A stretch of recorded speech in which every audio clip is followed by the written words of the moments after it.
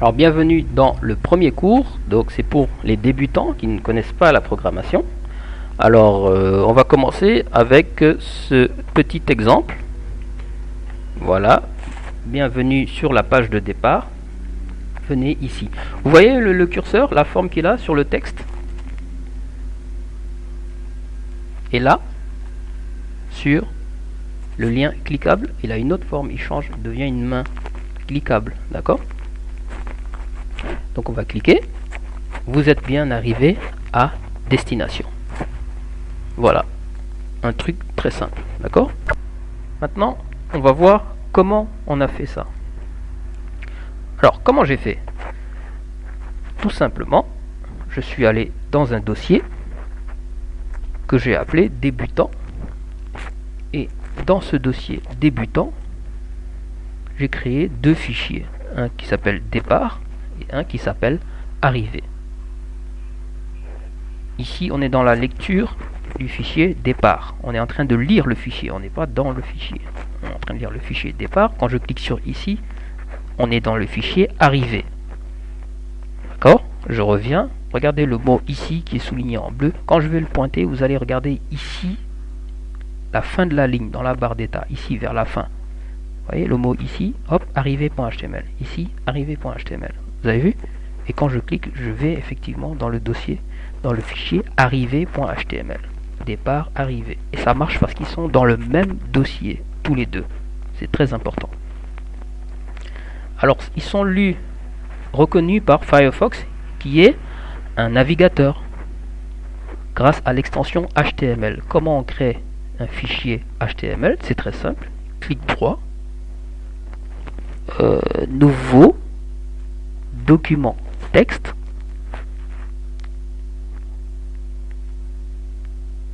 le document texte s'affiche et on va lui donner un nouveau nom.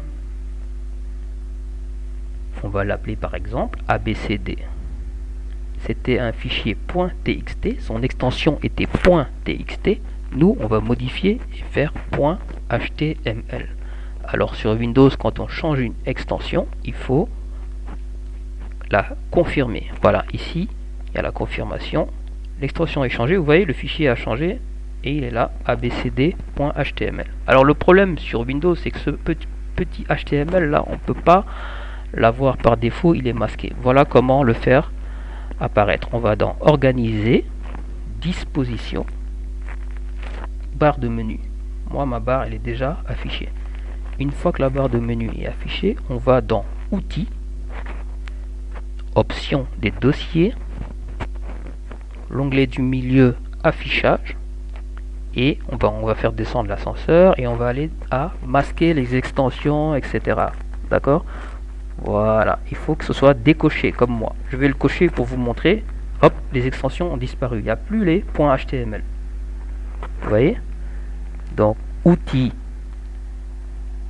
options des dossiers, affichage, je descends l'ascenseur et masquer les extensions, je le décoche. Et là, les extensions .html sont de retour. Donc, il faut prendre l'habitude de le faire. Maintenant, on va voir le contenu des fichiers. Le fichier départ, vous voyez, départ.html, voilà son contenu. Là, on ne le lit pas, là, on va l'éditer. On est vraiment dans le fichier. Il est là, départ.html, il est bien dans le dossier. Donc, on va analyser. Qu'est-ce qu'on a d'abord?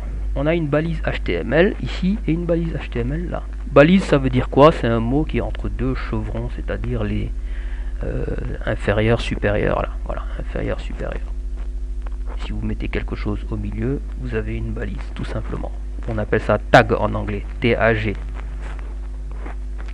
Donc, j'ai une balise HTML ici avec un slash, ça veut dire que c'est une balise fermante. Ici, sans slash, c'est une balise ouvrante.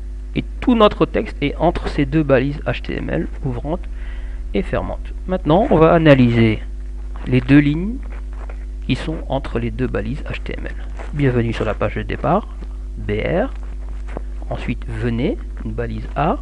Ici, une balise A fermante. Alors, la deuxième ligne a l'air un peu compliquée, mais on va voir tout ça sans problème. Alors, on va tout refaire. Qu'est-ce qu'on a fait? on a créé une balise HTML.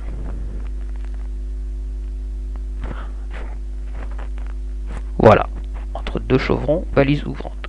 Ensuite, on a écrit bienvenue, etc.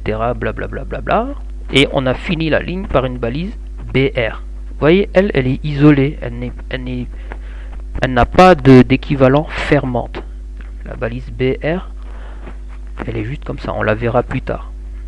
Elle est juste ouvrante. Ensuite, venez. Et regardez, la deuxième ligne, elle n'est pas si compliquée. On a juste mis une balise A.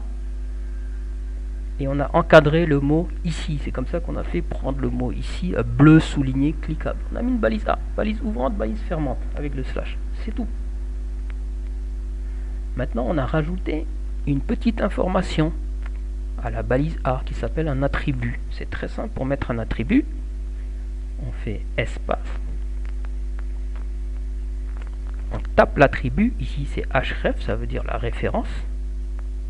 Égale guillemets ouvrant, guillemets fermant, et à l'intérieur des guillemets, on tape le nom du fichier où on veut aller quand on va cliquer sur le mot ici, tout simplement. Alors nous, on n'a pas de fichier qui s'appelle fichier HTML, il faut taper le nom d'un fichier qui existe et qui est dans le même dossier. ABCD, c'est le fichier qu'on a créé, celui-là il est bon par exemple. On va vérifier, il y a bien un fichier ABCD dans notre dossier. Le dossier débutant. D'accord? ABCD, il est là, donc là je suis cohérent.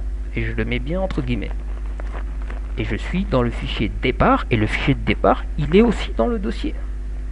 C'est pour ça que ça va fonctionner quand je vais cliquer. Ils sont dans le même dossier, ils se retrouvent. Ok? Voilà, donc comme j'ai encadré le mot ici dans la balise A, c'est lui qui va se cliquer. Donc on va supprimer ça.